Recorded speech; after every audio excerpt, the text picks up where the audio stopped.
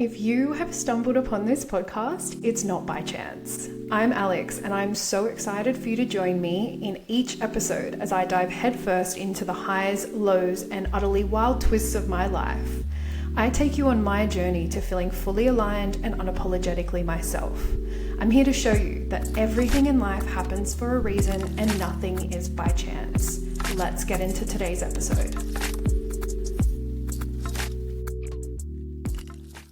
Welcome back to episode 3.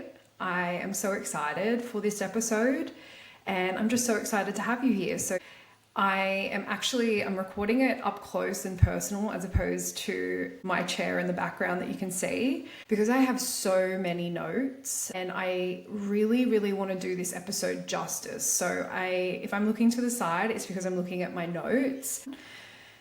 This episode, it's the second awakening in my story. If you go back and listen to episode 2, it's all around my mother's death, but also what I feel was the first fork in the road moment for me where I decided to go down another way. So go back and listen to that because there is so much information and it really gives you even more information about who I am and, my story. But this episode, this is what I feel the second fork in the road. I feel like, if we go back to 2016, 2017, 2018, 2016 was when my mum passed away. And from there until 2021, it was really like shifting through and sifting through a lot of things in my life. As I said in that episode, I was working with a professional to really help with my mental health. And I just went on this journey of self-discovery and really started to take accountability in my life and just responsibility for my growth, my mental and physical health. However, I definitely had a lot to unpack and a lot to really overcome. My own self-limitations and the ways that I was living really just were quite unhealthy and harmful to my life. And you're about to hear all about that. And I think that this second awakening was really like yet another wake-up call of like, hey, what are we doing? And redirecting my life, and it's ultimately led me to just so much more of what I wanted. So this episode is all about me developing a condition called PMDD, Premenstrual Dysphoric Disorder, and I'm going to get into what that actually is. Being diagnosed with PMDD was wild, and it was the biggest smack in the face other than cancer, obviously, which that's the next episode that's coming, shocker. But it was really just another moment where I was like, fuck, what am I doing with my life? And I had a lot to work through. As I said, I had a lot to unpack. So I'm really kind and compassionate with myself that I still had so much to learn. And I think this was just another moment in my story and in my life where it was like, what are you doing? What are you doing? Are you going to keep going down this road or are you going to go this way? And I feel very strongly about this episode. It feels like a bit of paying it forward to anyone with chronic illness, but in particular, women with PMDD. PMDD is horrible. It is absolutely horrible to go through, and you're going to hear all the nitty gritty about what it's like to have PMDD and live with PMDD. But I'm also going to give you all of the information that helped me to overcome it. I am very proud to say that I do not have PMDD anymore. And I will get into how I feel now and what I'm navigating now, but I do not have PMDD. This episode's really close to my heart, and it makes me emotional to say because I just went through so much with this condition. And I know there are so many women out there that suffer with this and they feel like they feel hopeless. They feel like there are no answers. They feel like they're going to have to live with this the rest of their life. So I want to be that evidence that that is not the case. There are plenty of things that you can do, and I am going to detail all of it in this episode, and I'm going to direct you to some people who can help you and basically help you to advocate for yourself and navigate this condition. So this is for my PMDD girlies. It really is. And I just want to say, I really do understand what it's like. And I'm getting emotional because it's just such a hard thing to go through and you really do feel hopeless. So this feels like a paying it forward moment where I'm on the other side of it and I can pass this on to somebody who really needs it. If this just helps one person, job done. If it helps even no one, but maybe someone gets a little bit out of this, it helps them to navigate anything in their life, then I will be a very, very... Before I get into it, I do want to make something very clear. It is a bit of a disclaimer because we're talking about health and I'm really careful about that. And for context, if you don't know my story, I've just gone through stage 3 breast cancer and I've overcome that. And I'm really, really careful that information can be so overwhelming and also really dangerous. So I'm really, really careful with what I say and how I tell this story. And I am not a qualified professional. This has come from my experience over the last 4 years of my life trying to navigate this. But I will say this, it is your responsibility to critically think and analyze and listen to this podcast and walk away and go, is that for me or is it not? And I encourage you to think that way in every area of your life with every bit of content, with every bit of information. And I am actually going to talk about that, critically thinking and advocating for yourself. But I do want to make that very clear. I am not a licensed, qualified, trained professional. I have a shit ton of experience over the last 4 years with this, navigating it for myself. But I think it's really important that you understand that this is my story. If this helps to open up your mind to some things or gives you the motivation to keep going, great. This is not the thing that you have to take as 100% your way forward. And I really encourage you to always think that way. Anyway, I have to say that because let's be real, the internet is just a wild place. And I feel like if you don't say some of this stuff, anyway. So let's get into it. Okay, so let's back it up.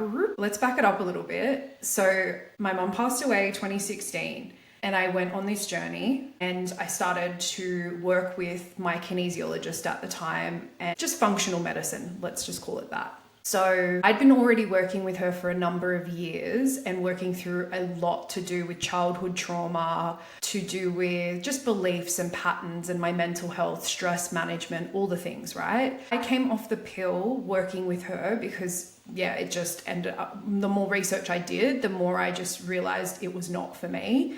And it was doing more harm than good for me. So I came off the pill and I'm so glad that I did. But I think that's important to say. I came off the pill and it was about 3 years later that this condition developed. I am not saying that the pill gave me this condition, but I do wonder what the pill was masking.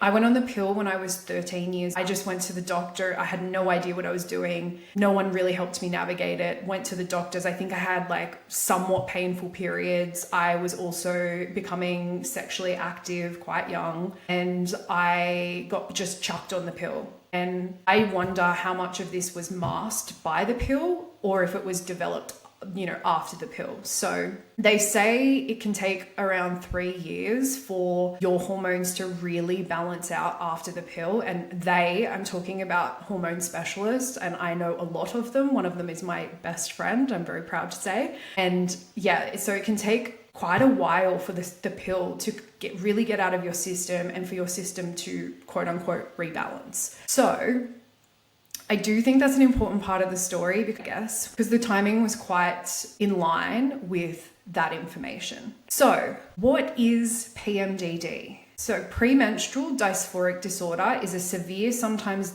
disabling extension of premenstrual syndrome, PMS. Basically, and I could continue sitting here reading, the Google definitions and all of that, but I'm just going to tell you what it is from me. It is severe PMS. So about 12 days before my period, after ovulation, I would start developing these symptoms.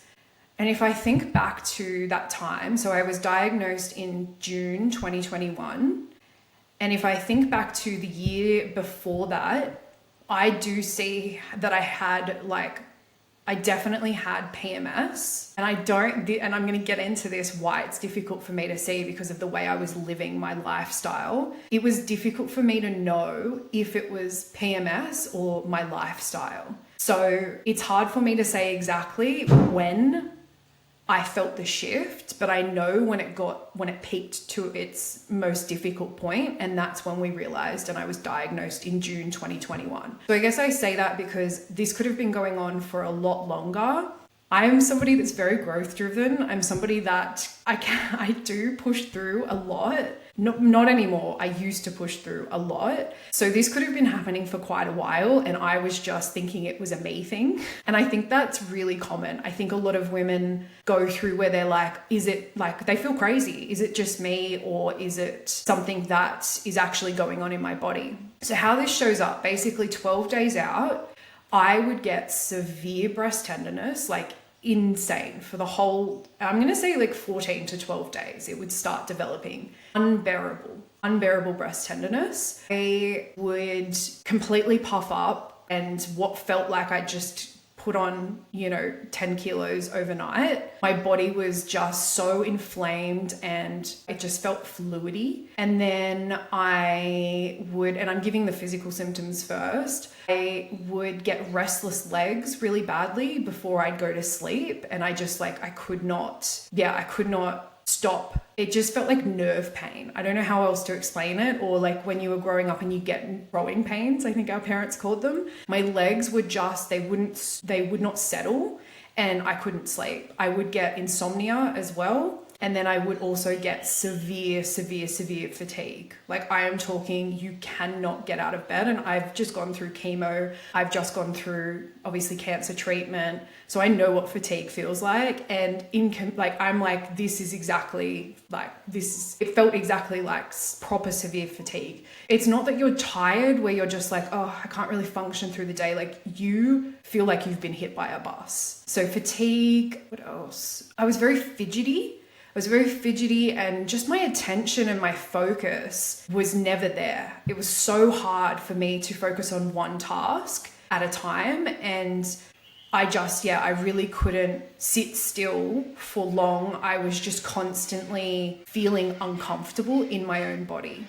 So I'm going to get into a little bit more of the internal symptoms. And these were for me, I mean, the physical ones were bad, but the internal ones were worse for me. So much spiraling, so much overthinking, like to the point where I felt like I was going crazy. Like I could not let go of something that was going on in my life.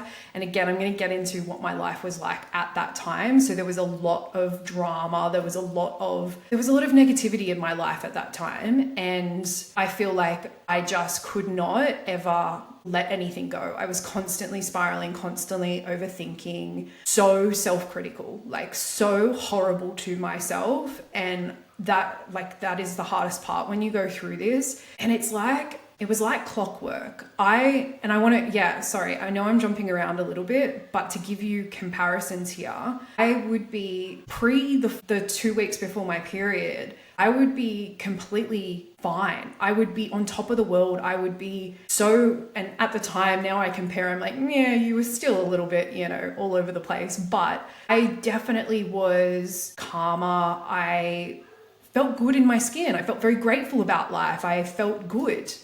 And it was like clockwork. The minute I would finish what felt like finishing ovulation, I kind of could tell it was like a switch got flipped, and it was like I entered just the darkest place in my life. So I would get severe fatigue, as I said. I would get rage and anger. Like I'd never experienced rage before. I mean, actually that's a lie. When you have a sibling growing up, you've definitely experienced rage. But I just out of nowhere would get so much anger and rage, and I didn't understand it. I was like, why am I so angry right now?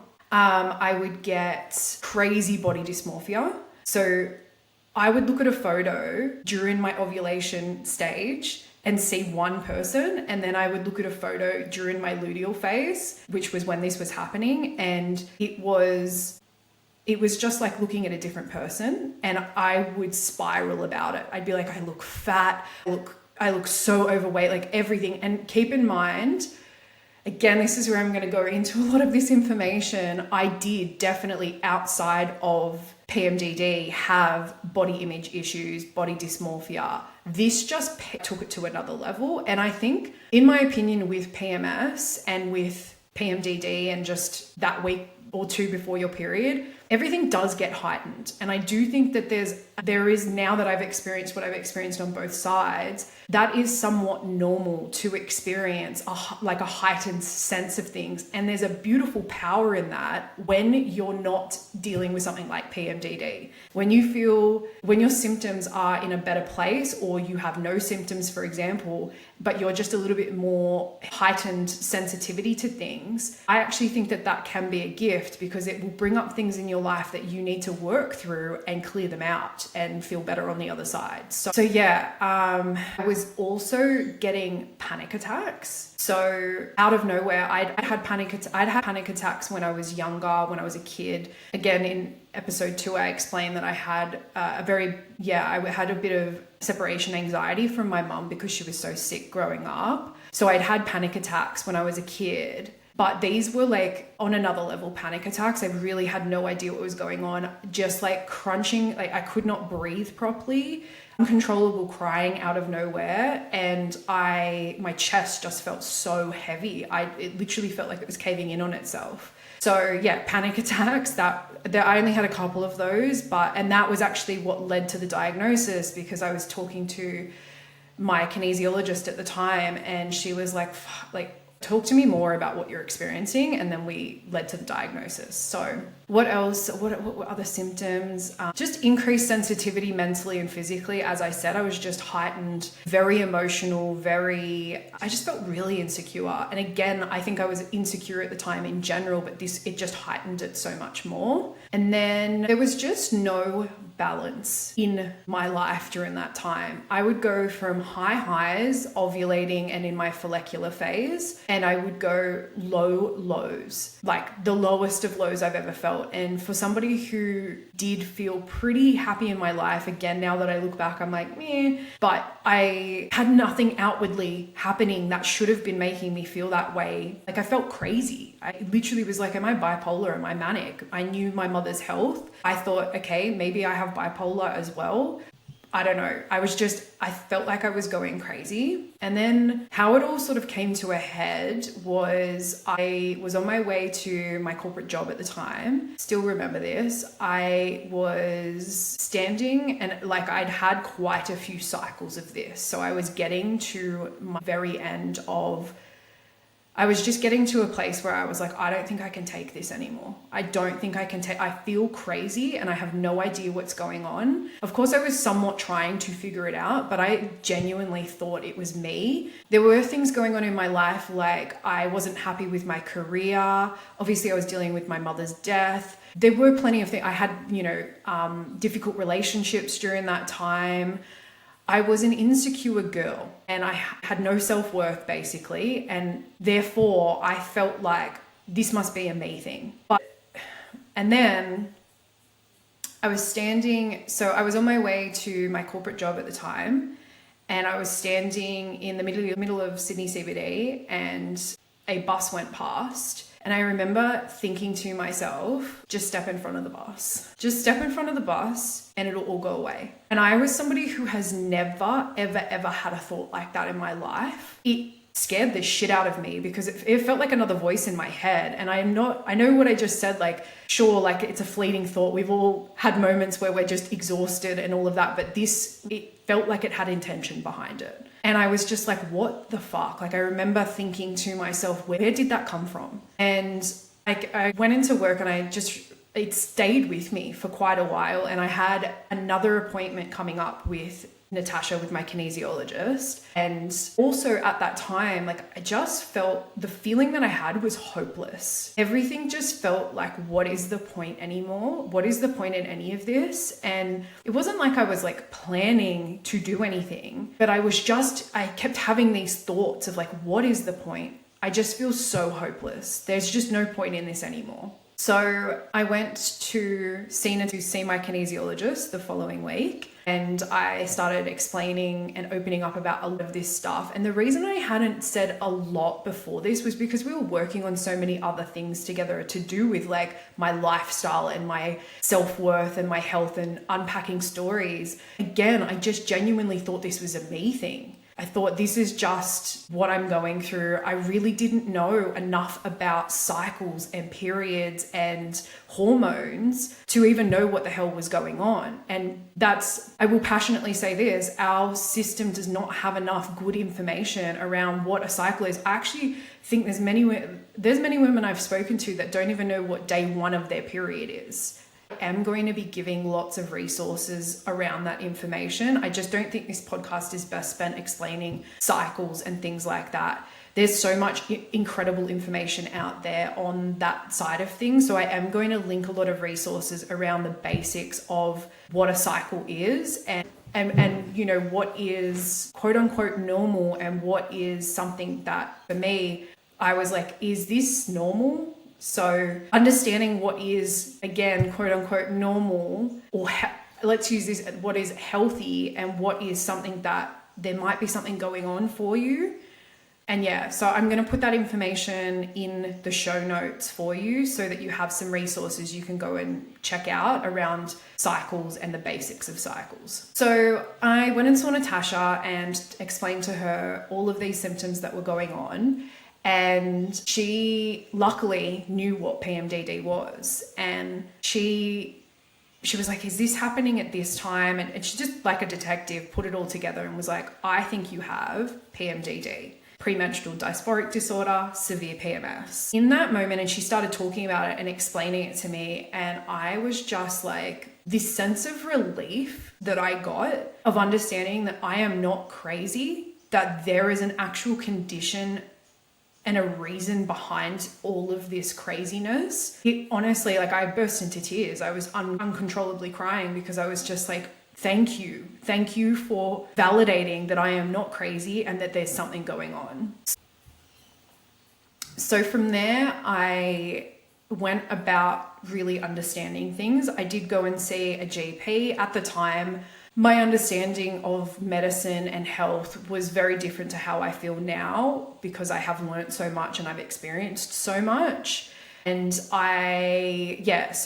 that definitely comes into play. I definitely have beliefs around our health system that may be different to some people, and that's okay. And I'm just going to get it out of the way. And this episode really is me being very raw and honest. And I do appreciate this isn't going to sit well with some people.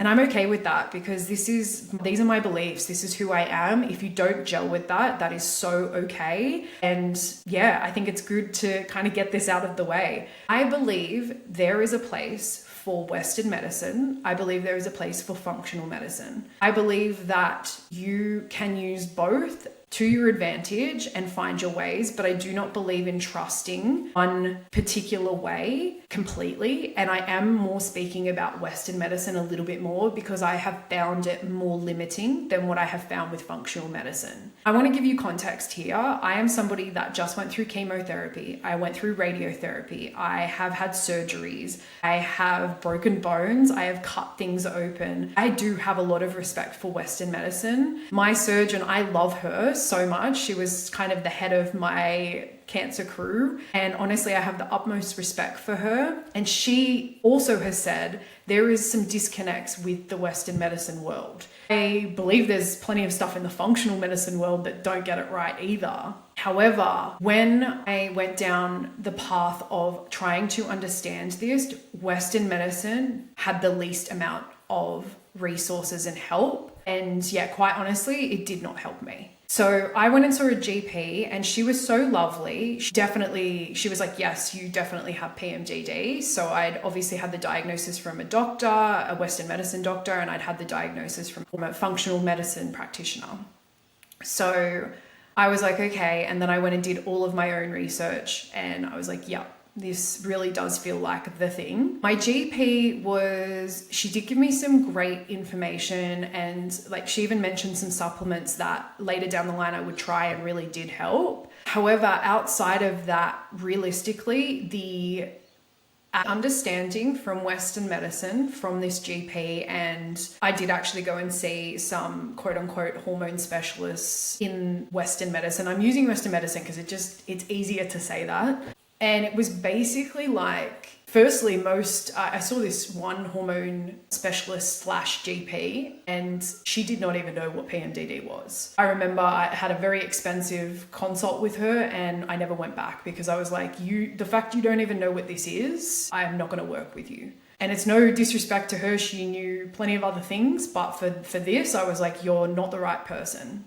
And this is like, this part of what I'm getting at is about advocating for yourself and critically thinking. When all of the information that I found online, on Google, with doctors, Western medicine, was the cause is unknown. There's nothing you can really do about it.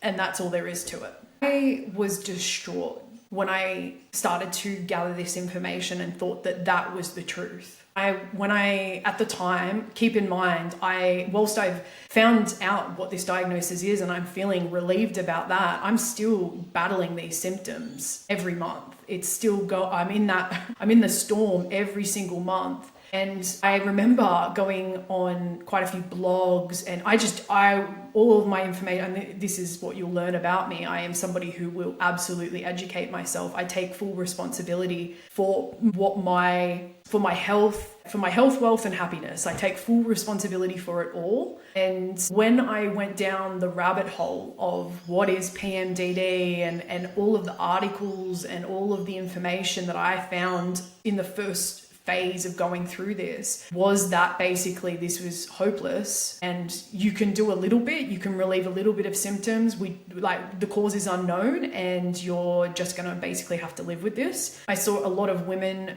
who lived with this for, my God, I remember reading comments, keep in mind my state of mind, of women who have had this for 30 years, of women who have had this for 10 years, 20 years, 5 years, women who have gotten hysterectomies to try to help relieve symptoms, and it still didn't fully relieve symptoms. I have read comments of women who did get hysterectomies that it did relieve symptoms completely, but it's just, I was sitting there crying, distraught, going, am I going to have to get a hysterectomy? I would have been 29, 30 years old. And I thought, okay, so I'm going to have to get a hysterectomy or basically just deal with this the rest of my life, have to go on antidepressants for the rest of my life, just basically deal with this. And again, I'm not against antidepressants or prescription medication or Western ways. As you'll hear in episode 2 about my mum, she lived her life on prescription medication. So I'll be the first to say I definitely have a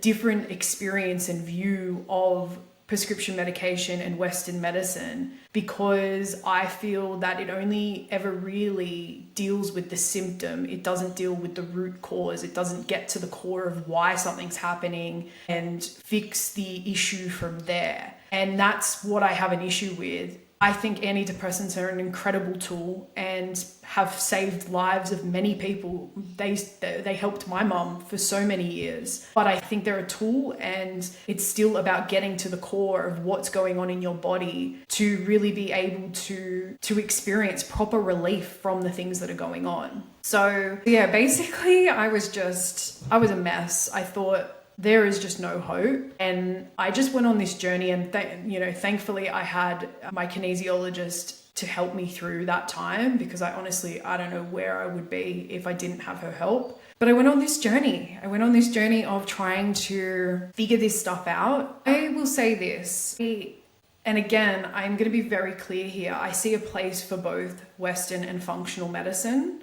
I just think it's about advocating for yourself and critically thinking. And that is what I have done my entire life. The cancer was no different, and I will get into that story later down the line and why I chose the way that I did. And that's why I decided, basically, so I was in quite a bit of a hole, and I was just like, this cannot be the way forward. Like, there has to be a better way. And that's just who I am as a person. I'm very determined. And probably because of the way that I've grown up with a sick mother who spent her life on prescription medication and never got better, never actually felt well, never overcame the things that were going on in her life, and eventually passed away. I probably have quite a big fear of, like, I refuse to live that way. I refuse to live that life, and I will find a way to overcome this condition. So I went on a journey. I went on one hell of a journey of figuring out how to quote unquote cure PMDD. And wow, it's quite the journey. I will preface this by saying it was not overnight. It really wasn't. And I know somebody with PMDD right now listening, you just want relief. You just want the relief now. And I completely understand that. I want to validate the fact that it is so debilitating. Everything in your life becomes almost impossible to do. Work, everything becomes just near impossible. But, and I am going to get into what I've done, there are ways that can help you, and I'm going to detail what I did to help me overcome this condition. Okay, so I'm going to go into a little bit, I'm going to back it up a bit, and I'm going to go into what I think caused this. I'm going to set the scene for who I was at that time and my lifestyle, because I would not be doing this story justice if one, I was not raw and honest about how I was living during that time, and two, if I didn't set the context for all of the changes I then made. So at the time, 30-year-old Alex, or 29, 30-year-old Alex, I love her, I really do. She was just going so fast in life, honestly. She was a speed racer. She was just trying so hard to reach her dream life and go after everything. And quite honestly, I look back and I'm like, I said this to my partner Al the other day. I'm like, if you're not looking back at your past self and laughing and cringing a little bit, I don't think you're growing. And I really do. I look at past Alex. I don't cringe at her necessarily, but I'm like, oh, you poor girl, you poor sweet thing. You had no idea. You had no idea what you were doing. And I really do have so much love for her. She tried her best. She really did. And she was not conscious and aware of so many things. And I really was trying to navigate so much. I think there was just so much to unpack in my life, so many lifestyle changes that needed to happen. And that's where I want to say this was a journey for me. It really did take time to make all of these changes in my life. So please have compassion with yourself. Have compassion and patience. I know that's really hard when you feel so much pain and suffering. Everything feels impossible, but I promise you, when you have that patience and you decide to go on the journey and have that grace for yourself, this will be a lot easier. I really do believe that. And I wish I could go back to myself and say that, because 29, 30-year-old Alex was impatient. She was just, I need to fix this because I've got shit to do in life.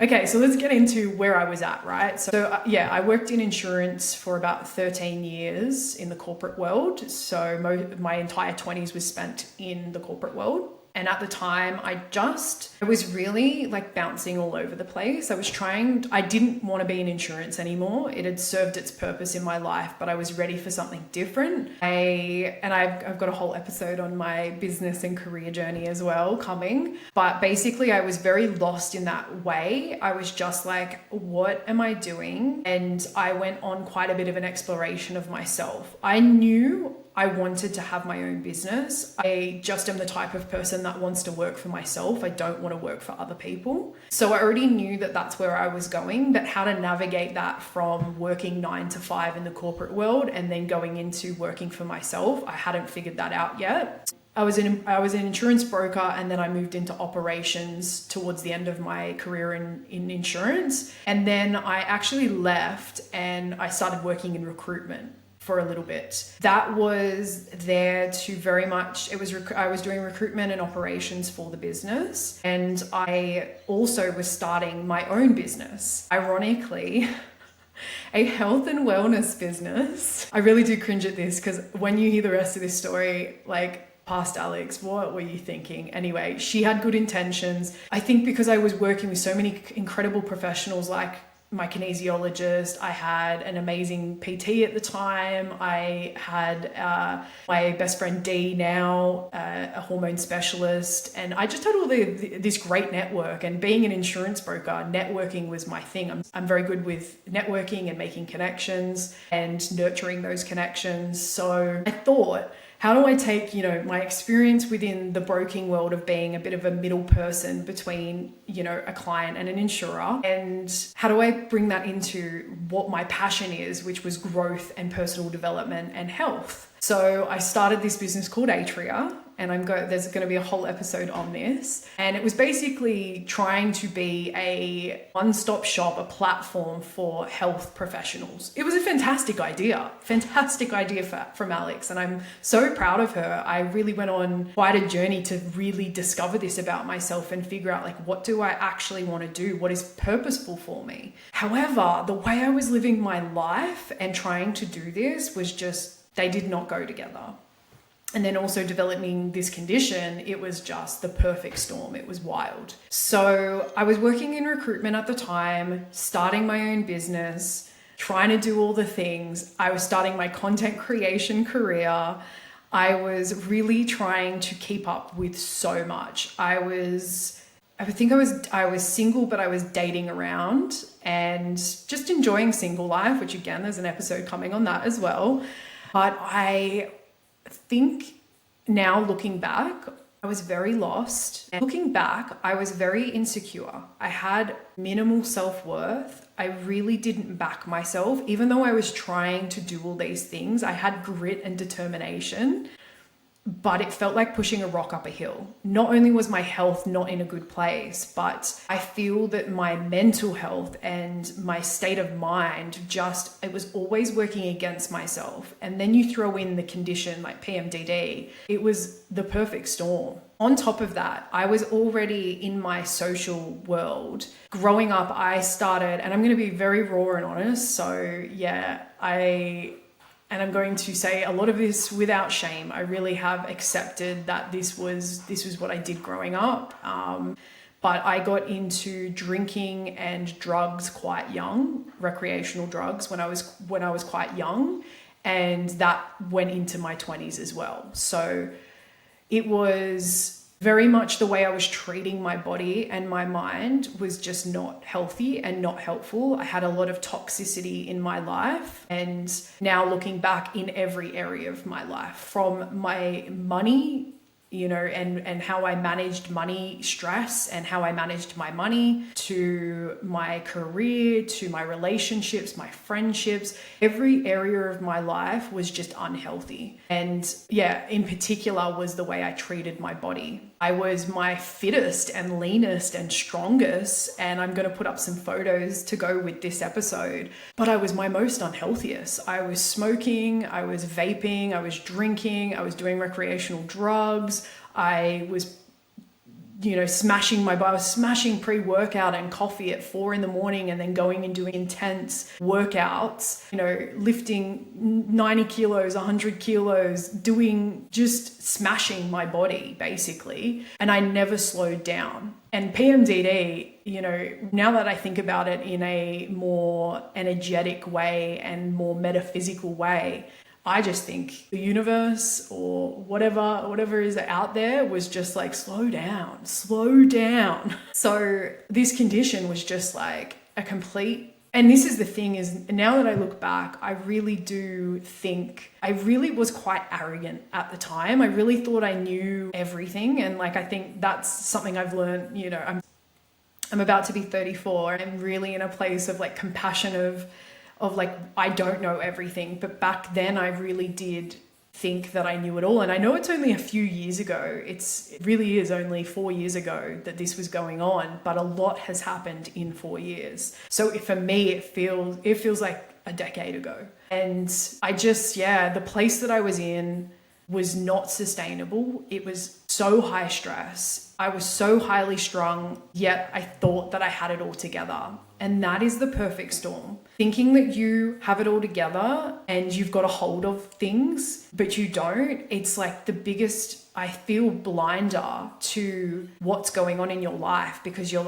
really trying to, and this is the thing. I was really trying to take responsibility. I was really trying to take accountability, but I just don't think I was conscious and aware of the levels here that I needed to radically change my life. So what else can I tell you? The way I was eating as well was just really unhealthy. I was eating a lot of processed food. Every single one of my products in my life was crappy ingredients. Nothing was quality. I also lived in, I was sharing an apartment with my best friend at the time, and it had quite a bit of mold, and I impacted things. I wouldn't be surprised if that was the tipping. Like, I believe that there's no one thing that I believe caused this condition for me. I think it was the perfect storm, but I do think adding mold, which is incredibly hard for your system to detox and really hard, it causes some really severe symptoms as well. I do think that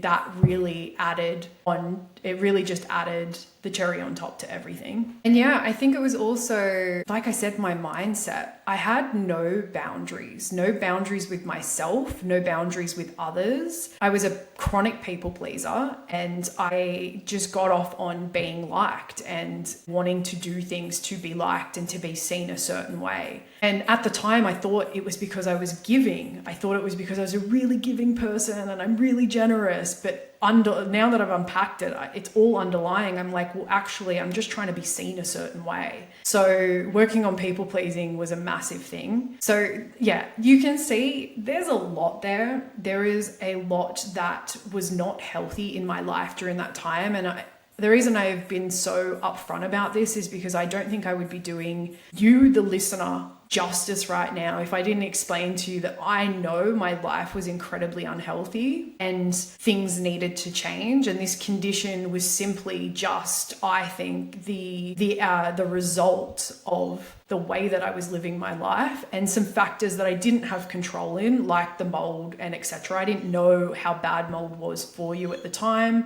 but there was a lot that I did know that was bad for me. But I was so used to, and this is not to put down my group of friends at the time because we were all going through similar, but it was very much we were all trying to do better and trying to get out of the ways that we'd grown up. It was very normal in my world growing up to drink young, to do recreational drugs, to basically live the way that we were all living. It was very normal to be that way. And that's just how you did. We didn't really know much. We didn't get the education, and I'm not trying to take away the blame. I'm not trying to take away the responsibility on myself to have known better, because of course I knew that smoking is bad for you, vaping is bad for you, all of these things, binge drinking, all of these things are not good for you. I knew that, but I was stuck in these cycles of wanting to still be with my friends and do things that we'd always wanted to do and chasing excitement.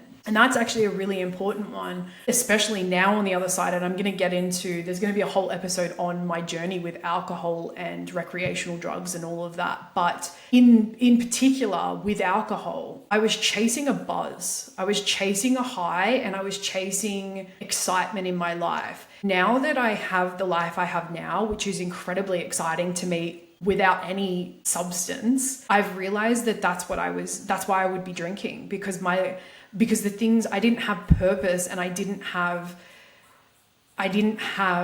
excitement in my day-to-day life enough. I was chasing cheap dopamine basically and lots of it. So even though I knew these things were wrong, it felt like I was stuck in this cycle of chasing after this stuff, because it's like I would try to do better, and then I would fall back into what were habits and conditioning during that time of like, this is the way that we live our life. This is the way that I live my life. So, and it's no one else's problem. It's no one in my circle at the time that is responsible for this. I take full responsibility for the fact that I didn't say no and put those boundaries in place in all areas of my life. That is solely on me. And I just think in general, drinking culture in Australia, and I think our health habits growing up, it just was not a thing.